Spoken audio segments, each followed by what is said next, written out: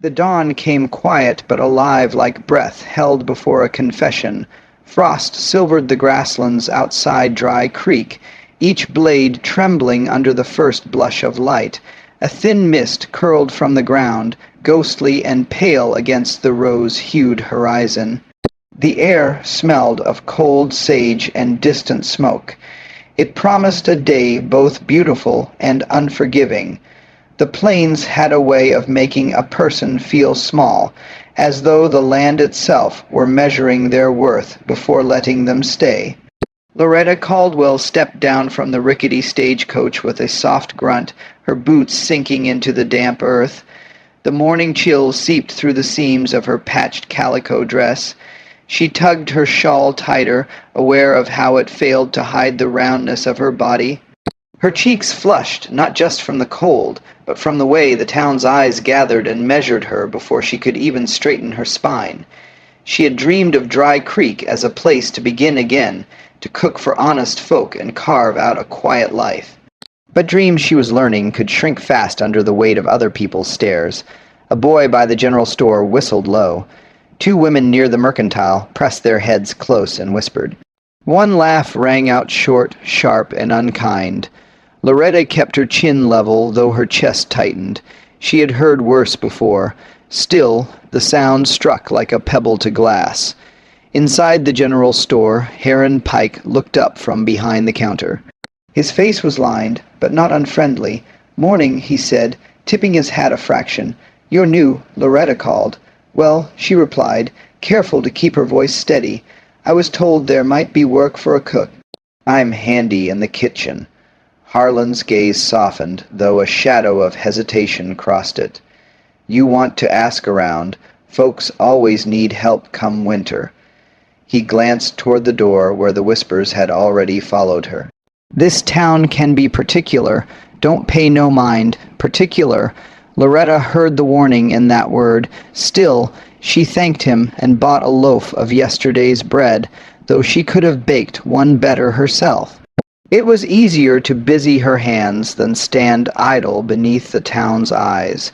She tried the saloon next. Its swinging doors creaked as she entered, releasing a wave of stale whiskey and sawdust. Behind the bar, Miss Odessa Finch, tall and sharp as a hawk, raised an eyebrow. "Can I help you? I'm looking for work. I cook hearty meals, biscuits, roasts, stews." Odessa's smile came slow and cutting. "Men drink here, sweetheart. They like pretty things with nimble waists and quicker hands." Her eyes swept Loretta's frame, deliberate as a knife. "You'd scare off half my customers, for they finished their first glass." Heat rushed to Loretta's face. She managed a small nod before turning on her heel. Laughter, low and private, followed her out the door like smoke. By midday, the sky had cleared to a hard, pale blue.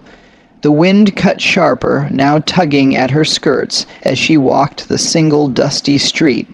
Doors opened, voices drifted. She caught fragments. "Big girl waste food. No man's trouble."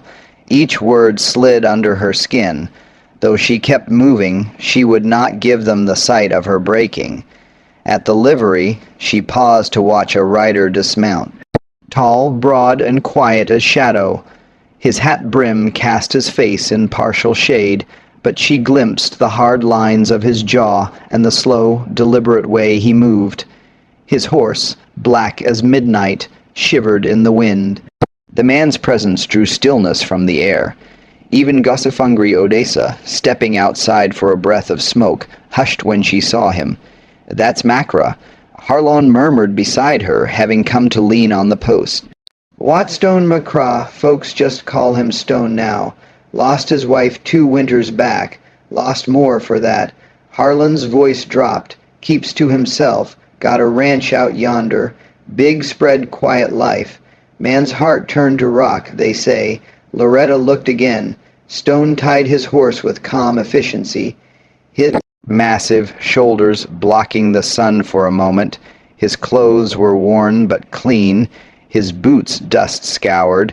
She felt a tremor of something she couldn't name, not desire, not yet, but the sharp ache of recognizing another soul living at arm's length from the world. She almost asked if he needed a cook, but the words died before reaching her tongue. Men like that didn't hire women like her. She turned away. By late afternoon, she'd found a small room to rent above Harlan's store. Single window, single bed, the scent of sun-baked pine and old wool. She unpacked her modest belongings, a few dresses, a wooden spoon smoothed from years of use, her mother's old recipe book with flour still dusting its pages. She sat on the narrow mattress, hands folded tight, and listened to the town below, clatter of wagons, children shouting Odysseus' laugh cutting through it all. It was not the welcome she had dreamed. That night she cooked herself supper on the small stove, biscuits, ham, a pot of beans. The smell filled the room rich and warm, a comfort that almost masked the hollow in her chest. She thought of writing home, "Dear Mama, I found a town, but not a place," and then tore the page to shreds.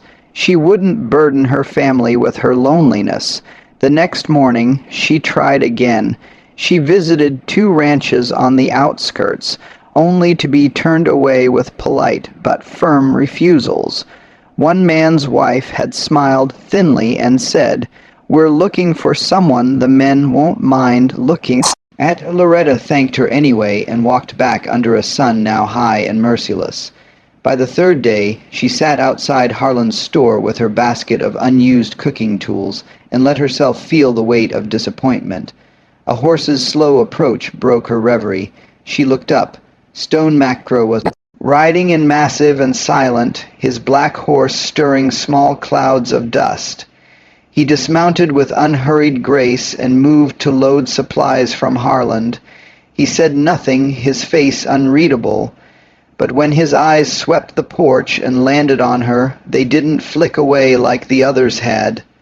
They lingered, steady, cool, not cruel. Loretta swallowed hard, her pulse droomed. Before she could stop herself, she rose. "Sir," she said, voice trembling despite her effort, I can cook. You won't have to look at me much if you don't like the sight." Harlan froze mid-step, a sack of flour in his hands. A hush seemed to fall over the small space between them. Stone's gaze held hers quiet measuring. The air smelled of dust and leather, and the faint sweetness of hay. Finally he spoke, his voice low, roughened by years and loss. "Come Monday, if you're as good as you say," that was all. No smile, no softening, yet something shifted in the air. A door cracked open where she'd thought there was only stone. Loretta's breath hitched. She nodded once, clutching her basket to her chest. Behind her, Harlan gave a small, startled cough, as though even he hadn't expected Stone to answer. The great rancher turned back to his horse, the conversation already over for him. But for Loretta, the world felt changed, the horizon just a shade wider. She watched him ride away into the pale light, the mist rising around his horse's hooves. For the first time since stepping into Dry Creek, hope, fragile and trembling, dared to press against the edges of her shame. And somewhere behind a saloon curtain, Odessa Finch leaned forward to watch, a thin smile curving her painted lips. News would spread by sundown. Stone Macra had spoken to the big new girl. The prairie held its secrets, but this one would not stay quiet for long. The week before Monday passed like walking against a wind that refused to break. Loretta filled the long hours by cooking in the tiny room above Harland Pike Store, the scent of bread and roasted onions mingling with the dry scent of old timber. She rose before dawn, kneaded dough with deliberate care, and stirred pots of beans until the starch thickened and clung to the spoon. It was the only way she knew to fight the weight pressing at her chest to create warmth where none was offered. Yet each meal eaten alone reminded her of the silence she was trying to escape. Below her window, Dry Creek moved with the slow cruelty of a place that thrived on knowing one another's business. Men gathered outside the blacksmith's, voices low but glances pointed. Women fetched water while whispering in pairs, their bonnets shielding nothing. Odessa Finch stood daily in the doorway of the saloon, cigarette glowing like a tiny ember in the wind, scanning the street for new stories to sell with her smile. Loretta kept her gaze down when she passed. It hurt less that way. When she dared to step out for errands, she felt eyes crawl over her frame, weighing and dismissing. At the Mercantile, she caught a snatch of talk. Stone Macro hiring her. Lord, the man must be desperate. She turned sharply down another aisle, heart rattling, pretending to compare sugar prices. Harlon caught her expression as she paid and quietly said, "Don't you listen. Folks around here choke on their own bitterness." His kindness was small but steady, a nail in the wind holding something upright. Sunday night, unable to sleep, she scrubbed her hands until they smelled only of lye and resolve. She laid out her best dress, still plain but freshly mended, and braided her dark hair so it wouldn't catch on the ranch as rough wood. In the dim glow of her lamp, she whispered to herself the words she had offered Stone. "You won't have to look at me much." They sounded pitiful now, but they were all she'd had to bargain with. Her skill and her willingness to vanish into the work. Monday broke under a sky streak with copper and pale blue. The wind was sharp but clean as she rode out with a borrowed mule, its stubborn gaits slower than her racing thoughts. The prairie unfolded wide and wild. Waves of grass, sagebrush, shivering silver, distant cottonwoods bent from decades of storms. She breathed the sense of dust and sunlight, trying to draw courage from the land itself. Stone's ranch appeared at last. Long, low buildings weathered to a soft gray corral stretching wide, and beyond them the open range dotted with cattle like dark coins on gold cloth. A windmill turned lazy circles, squealing faintly. Dogs barked at her approach, but quieted when Stone emerged from the barn. He was taller than she remembered, broad as the barn door behind him, his presence filling the yard. His shirt sleeves were rolled, revealing forearms corded with work. He didn't smile, but neither did his eyes hold contempt.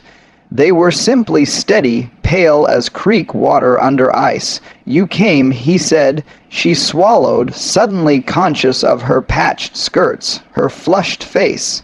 "I said I would. Kitchen's this way." He turned, and she followed across packed dirt to the ranch house. A simple structure, sturdy and spare. Inside smelled of smoke, and dust faintly of leather. The kitchen was large but cold. The stove black with neglect, cupboards nearly bare. She exhaled a little. This at least she could fix. "Feed's been simple," Stone said, leaning a shoulder against the doorway. "Coffee, jerky, beans when I remember. I'll need flour, salt, fat, fresh if you've got it." He nodded once, left without another word, and returned with sacks and jars from some storeroom. She thanked him. He gave only a curt tilt of the head, and retreated, boots echoing across the plank floor. Loretta worked. She moved with a quiet grace born from years of practice, flour sifting into a pale cloud, dough kneaded until it pushed back softly, beans simmering low with onions and scraps of ham. The stove roared to life beneath her hands, warming the silent house. As she worked, she felt something unfamiliar, not acceptance, not yet but usefulness. Her world shrank to chopping, stirring, tasting. By noon, the kitchen smelled like home. Stone returned with a mug of coffee, paused in the doorway. His eyes flicked to the loaves cooling on the counter, the pot steaming on the stove. "You work fast," he said. "It's what I know." He hesitated as if searching for more words, then nodded and left. But later she found a new bundle of firewood neatly stacked beside the stove, not mentioned, just done. Days settled into a rhythm. At dawn, she cooked for the cowhands who came and went. Red Buck with his fox grin, Tommy Crow, James quiet as his namesake, and Nate Hollies young and shy. They were wary at first, but hunger softened judgment. By the third morning, Crow tipped his hat and said, "Ma'am, these biscuits beat any I've had." Earning a grunt of agreement from the others, she offered a small, startled smile. Stone remained a man of few words, but his silences shifted. At first, they were blank and impenetrable. Now they felt less like walls and more like wide rooms she might one day walk through. He sharpened her dull knives without asking. He fixed the loose hinge on the pantry door. One evening, he returned from the range and set a small bundle of wild herbs on the counter, muttering, "For stew." Each gesture landed quietly, but left warmth behind. Yet gossip slithered across the prairie faster than any kindness. One crisp afternoon, Crow brought news back from town. Odessa Finch's got herself a new story, he said, trying for casual but failing. Says Stone hired himself a hog to fatten up. Says the ranch will eat well 'cause you'll keep to the kitchen and out of sight. Loretta felt the word strike deep, a clean hit she hadn't braced for. She kept stirring the stew, though her hands trembled. Crow looked away ashamed. Nate muttered something about Odessa, not knowing a damn thing, but the damage had been done. That night, alone in her small room off the kitchen, Loretta sat on the edge of the bed, staring at the cracked wall. She had believed just barely that she could build a life here. Now the laughter from town echoed in her chest, telling her she was a joke even miles away. She considered leaving before she cost Stone his hard-won respect. She imagined him mocked for keeping her. Shame was a heavy living thing. Near midnight, a knock startled her. When she opened the door, Stone stood there shadowed in lantern light. He didn't look angry or embarrassed, just steady as always. "Need anything for tomorrow's supplies?"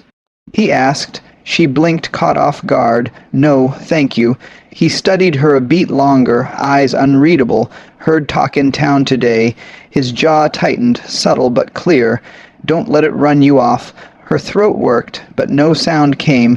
No man had ever told her to stay, not in the face of mockery. "They don't know you," he added, voice low. "Not like I will." Then he nodded once and left, boots fading into the night. Loretta closed the door, heart pounding. The words weren't tender, but they were weighty, carved from stone, and offered like shelter. For the first time since arriving in Dry Creek, the shame didn't feel bigger than her. It trembled but didn't crush. Still, she knew tomorrow would bring more whispers, more laughter. Hope was fragile, easily snapped, and yet, as she crawled beneath the thin quilt and smelled the faint smoke from the kitchen stove below, she let herself wonder if a man who lived like Stone might also know how to stand against the wind. The ranch taught its lessons slowly, like the prairie itself, patient, unsparing, and vast. Each morning before dawn, Loretta rose to light the stove, coaxing warmth into the cold boards beneath her bare feet. She moved through the kitchen with a quiet rhythm, the scrape of the poker, the soft thud of flour on wood. Outside, coyotes yipped at the edge of the dark, and the wind smelled of desoaked grass. The house, once hollow and silent, began to breathe with the sense of fresh bread and simmering meat. Stone passed through those mornings like a tall, silent shadow. He came in from feeding stock, boots stree with frost, hands raw from rope. At first, he only nodded when she set his coffee down. She would say, "Good morning." He would answer with a grunt or a single word, but over time those silences stretched less taut. One day he asked for biscuits with honey. Another he commented on the weather's turn. His voice, rough as worn leather, never grew warm, yet it softened just enough to let something human slip through. Loretta noticed details about him in the spaces where word didn't go. The way he checked the latches each night, methodical and unhurried. The way his scarred hands handled horses with reverence, as if strength and gentleness weren't opposites. He never spoke of his past, but the empty rocking chair on the porch and the single pair of boots tucked neatly by the door told her enough. A house once built for more than one had learned to live with absence. She too had absences, but she filled hers with food. Cooking for Stone and the ranch hands became an act of quiet rebellion against the loneliness that had chased her since childhood. She made hearty stews laced with wild herbs he'd left silently on the counter. She baked cornbread so tender it crumbled to steam in their hands. She turned the cold, empty kitchen into a room alive with comfort. The men noticed. Red Buck started lingering after meals, praising her pies with exaggerated groans. That made Nate Holly's chuckle. Even Tommy Crow, sparing with words, tipped his hat when he left the table. Stone didn't praise, but he ate. Truly ate for the first time in what seemed years.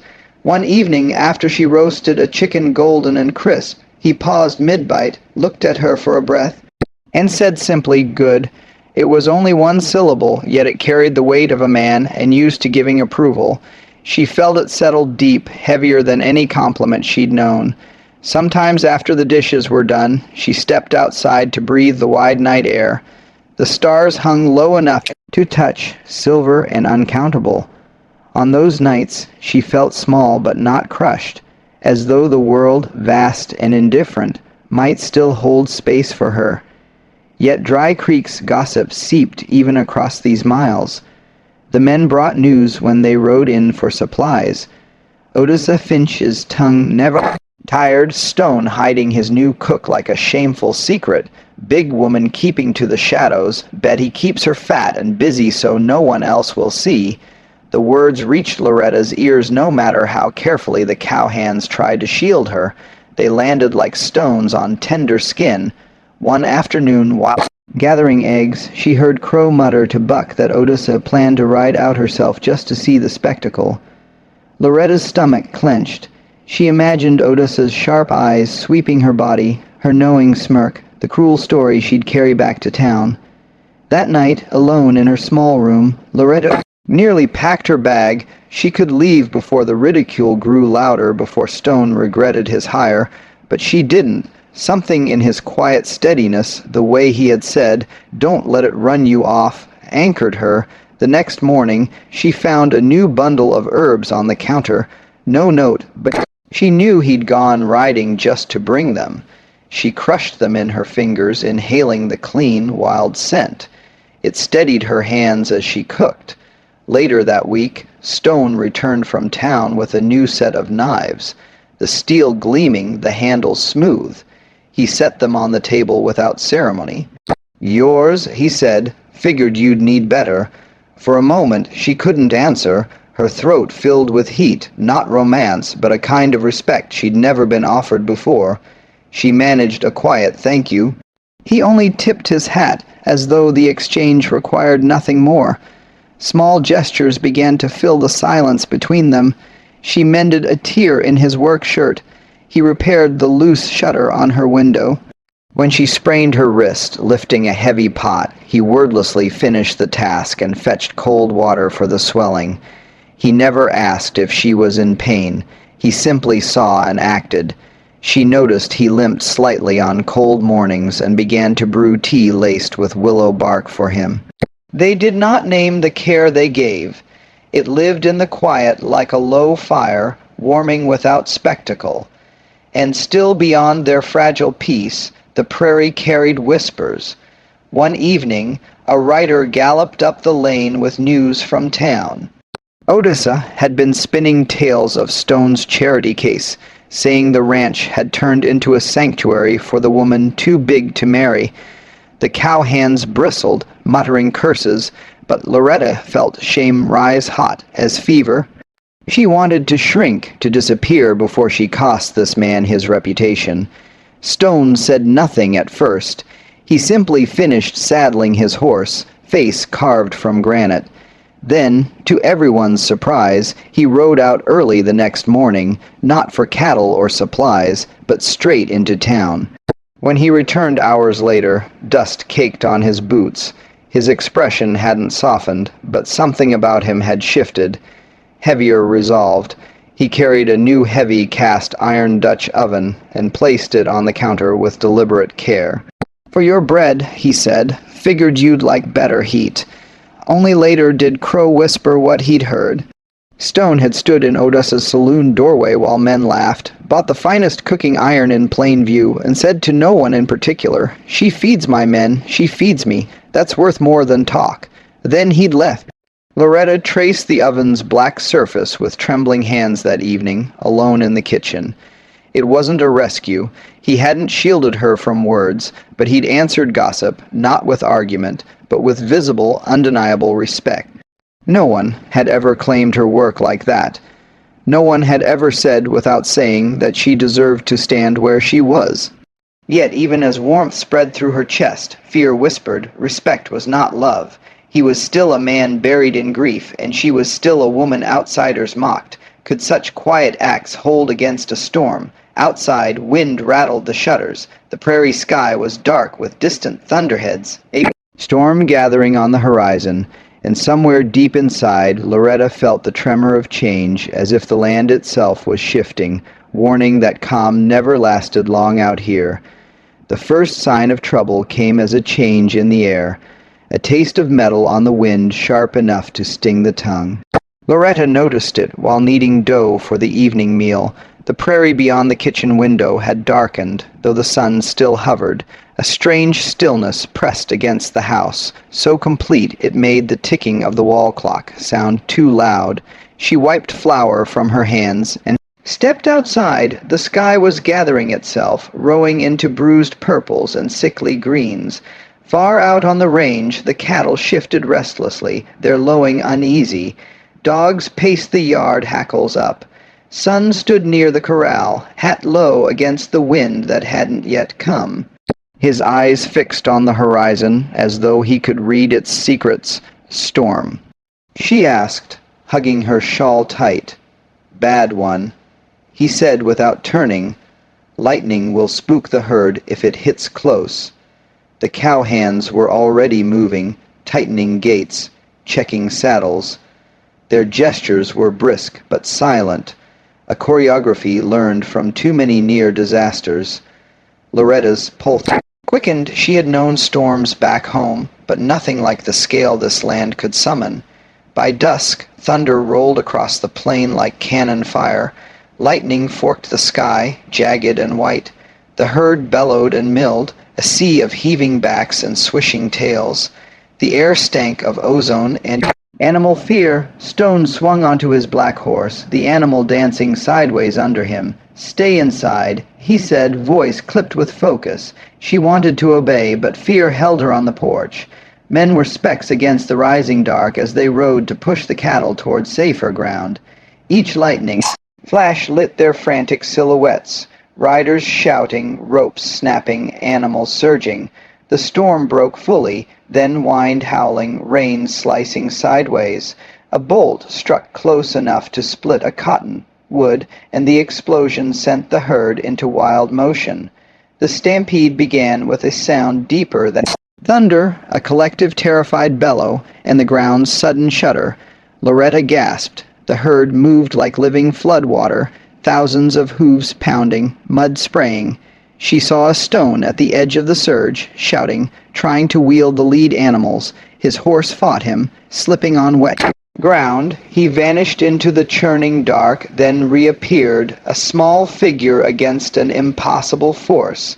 Fear hot and raw tore through her. She looked back at the empty kitchen, the warm, safe light she had built, then turned from it. Some instinct stronger than shame propelled her into the rain. She grabbed 2 lanterns, lit them despite the wind's attempt to snuff them, and ran toward the sound. The night swallowed her. Rain plastered her hair to her cheeks. Mud sucked at her boots. The ground trembled under the stampede. She climbed a low rise, heart hammering, and raised the lanterns. High, light flickered weak, but stubborn against the dark. She swung them back and forth, screaming horrorously, banging the empty pot she grabbed on instinct. For a heartbeat, nothing changed. Then one of the lead steers veered, startled by her clamor and the bobbing glow. Others followed in a slow, rippling shift, a current redirected. The sea of bodies curved, not perfectly, but enough to widen the gap where Stone and the riders fought. She waved until her arms etched, lanterns burning low. A figure broke from the chaos, Stone rain-soaked and mud-splattered, riding hard toward her. His face was grim, but his eyes burned with something fierce. Keep it up, he bellowed, voice barely carrying over the storm. She did, though every muscle screamed. Gradually, the herd slowed, spilling into lower ground where the men could contain them. The thunder rolled on, but the worst had passed. The stampede broke apart into scattered, trembling animals. Loretta sagged with exhaustion, lanterns sputtering. Stone was suddenly beside her, dismounting in a single heavy motion. Before she could speak, he caught her arm, not rough, but steady grounding. His chest heaved. Water ran off his hat brim in silver threads. "You saved us," he said low, but sure. She blinked rain from her lashes, stunned. I only you turned him. Could have lost men tonight. His gaze held hers unwavering, even as the storm hissed around them. Could have lost me. Something inside her, a knot wound tight since childhood, since every laugh and whisper, loosened though not enough. Fall apart, she swallowed hard, unsure how to hold his words. The cow hands rode up, mud-caked and weary but alive. Redbuck tipped his soaked hat, eyes wide with respect. "Never seen the like," he said, voice shaking. "Ma'am, you saved our hides." Nate gave a quiet, reverent nod. Even Crow-Tacer Stone managed a rough hell of a thing. For a moment, the world was only rain and breathing, and the knowledge that she had mattered. Not for beauty, not for silence, but for courage that had answered fear. Back at the house, she helped strip wet gear, set coffee to boil for shaking hands. No one mocked her size now. No one looked away. They looked toward her, grateful and a little awed. The fire she built that night wasn't just for warmth. It was a signal, a quiet claiming of space. When the others finally stumbled off to dry clothes and bedrolls, Stone lingered by the hearth. His shoulders slumped with weariness, but his presence felt heavier, changed. She handed him a cup of steaming coffee. Their fingers brushed, brief but electric in its honesty. He stared into the flames for a long time before speaking. "I told you not to let talk run you off." His voice was rougher than usual, intimate. "Tonight you didn't run from worse than talk." She lowered her gaze, heart hammering. "I was afraid. Fear don't mean failure." He glanced at her, something soft yet unflinching in his eyes. "Means you stood anyway." The words settled into her bones, richer than praise. She wanted to cry, but didn't. Instead, she nodded once, holding his gaze until it felt like a promise had passed between them, unspoken but real. Outside, the storm rumbled east, leaving the prairie smelling of wet earth and wild renewal. The night was still dangerous, but no longer merciless. Loretta lingered by the fire after Stone retired, staring into the flames. For the first time since arriving in Dry Creek, she felt not merely tolerated, but necessary. The thought frightened her. Hope was heavy when you'd learned not to carry it, yet it glowed too bright to ignore. Then, a sudden noise outside cut through the quiet. The distant beat of hooves, fast and purposeful, approaching from the direction of town. She stepped to the door, heart climbing her throat. In the wavering lamplight, she saw a single rider pushing hard through the wet darkness. Whoever it was carried urgency like a banner. The prairie, it seemed, wasn't done testing her yet. The rider broke through the wet night and into the yard with a spray of mud and the smell of Their horse. Lantern light caught the pale face of Sheriff Virgil Kane. He swung down, boots squatching, and wasted no words. "Stone," he called toward the doorway, voice tight. "You best come out." Stone stepped from the house, rain-darkened shirt clinging to his shoulders. Loretta stayed just behind, pulse quickening. Kane's hat dripped steadily as he spoke. "Odessa Finch has been at it.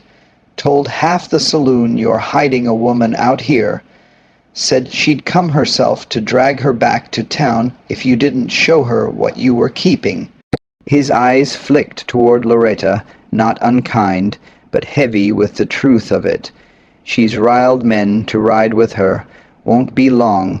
Silence stretched, broken only by the restless stamping of Kane's horse. Loretta felt the familiar burn of humiliation rising. She had survived whispers, but a public spectacle was something else. A reckoning meant to crush. Stone's jaw set hard enough to crack. "She won't drag anyone," he said quietly. Loretta swallowed. "If I leave?" No, the word was sharp enough to stop her breath. He turned to her, eyes steady despite the storm's remnants in his hair. "You stood in the dark last night and turned to herd. I won't see you run from talk." Her throat closed on 1,000 arguments about shame, about safety, but his gaze made them small. For the first time, she saw not only grief in him, but something fierce, protective, alive. The sound of hooves came soon after. Multiple riders cutting through wet earth, lanterns swinging. Odessa led them upright in her saddle, her painted lips curved into a predator's smile. Behind her, men and women leaned forward to watch, hungry for spectacle. They reined in at the yard's edge. "Well," Odessa drawled, voice carrying through the damp night, "seems the rumors are true." Stone macros, keeping himself a kitchen wife bigger than his horse. Laughter rippled mean and thin. "Figured we'd come see the prize." Every insult Loretta had swallowed all her life pressed hard against her ribs, but Stone stepped forward before the laughter could swell. "Evening," he said, voice calm but carrying steel. He held himself tall, shoulders squared, and for a moment the onlooker seemed smaller against the sheer breadth of him. "You rode far for a show, but there's no shame here." Odessa's brows lifted, mockery poised. "No shame in charity, no shame in work that saves lives." His words cut clean, simple, and final. "Last night, when the storm turned the herd, this woman, Loretta Caldwell, stood against a stampede and saved my men. Saved me. She feeds this ranch. She keeps it standing. You'll not speak her name like it's dirt." Something rippled through the gathered crowd. Surprise, unease. Loretta felt it, too, the weight of a man who rarely spoke, now filling the space like thunder. His voice wasn't raised, but it carried more than volume. It carried truth that couldn't be laughed off. Odessa opened her mouth, but Kane's voice interrupted, cool and clipped. "I was there after the storm. Men would have died without her." His gaze swept the riders. "Best we head back, for we find more shame than we came for." The moment stretched. Rain pattered softly on oil-skin coats. One by one, men looked away, a few tipped hats. Even Odessa's smile faltered before she turned her horse with a toss of curls. "Suit yourself, Macra," she said lightly, but the sting was gone from her tone. The crowd followed her retreat, muttering but subdued. When the last lantern glow faded down the trail, the yard returned to stillness, save for the faint creak of saddle leather and Kane's parting nod. Night Stone. "Miss Caldwell." Then he rode off, leaving only the whisper of damp grass behind. Loretta stood frozen, breath shallow. The adrenaline left her trembling. "You didn't have to do that," she whispered. Stone looked at her, really looked as though measuring every scar and strength she carried.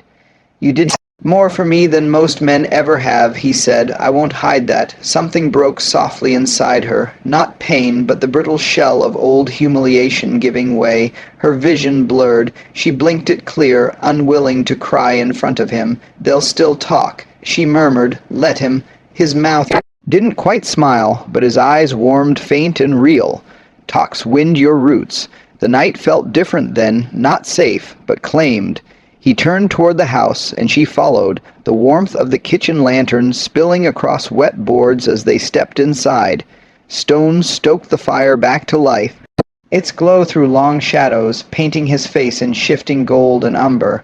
For a moment they stood silent, the air thick with wood smoke and something deeper.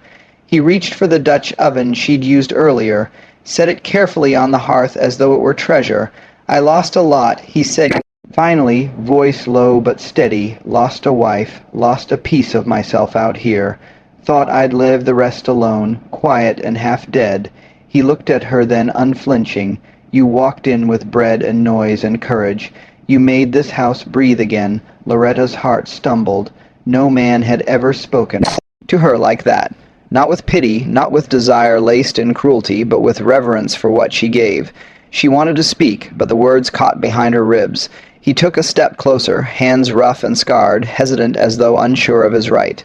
Then he reached, gentle but certain, and covered her flower-roughened fingers with his own. The contact was simple, not a grand claim, yet it carried the weight of choice. "I don't know what comes next," he said, "but I want you here as long as you'll stay." Tears pricked but didn't fall. She found her voice at last, quiet but unwavering. "I've been waiting my whole life for a place that would have me as I am." He gave a single nod, nothing theatrical, just a man anchoring a truth between them. Outside the storm had passed. Stars were breaking through the torn clouds, bright and cold. They stood together in the firelight. Not lovers declared, but two souls recognizing each other after long wandering. The warmth that spread between them was slow, patient, and powerful. A love born not of sudden sparks, but of hands offered in dark nights. Later, when the house had gone still, and the prairie wind whispered through the eaves, Loretta sat awake by the fading fire. She thought of every cruel laugh, every time she'd made herself smaller. Tonight she had stood against storm and gossip alike, and a man who knew silence better than anyone had chosen to stand beside her. She looked toward the dark window where the reflection of firelight caught her face, strong and unhidden. For the first time, she believed the land might keep her, and somewhere deep in the night, hope stopped trembling and took root.